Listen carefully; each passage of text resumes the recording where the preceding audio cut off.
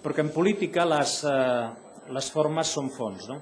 I aquest incompliment per part del govern de l'Estat és una mala notícia i no valen excuses. No es pot dir que es vol complir un termini legal presentant una proposta incomplerta que no s'ajusta als principis de la mateixa llei. És una pràctica, sincerament, poc edificant.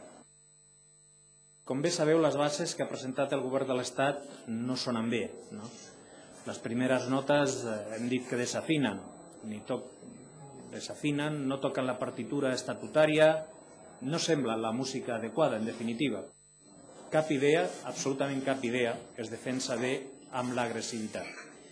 No ens calen, per tant, paraules gruixudes, tenim raons, tenim arguments, això és molt millor.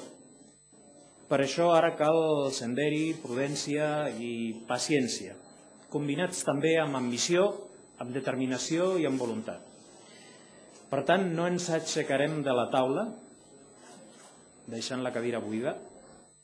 És just el que demana Catalunya. No es pot mantenir la solidaritat sent injust i desagraït amb qui la practica. La nostra convivència i el nostre futur, el nostre model econòmic poden quedar hipotecats sense les inversions i els serveis que el país necessita.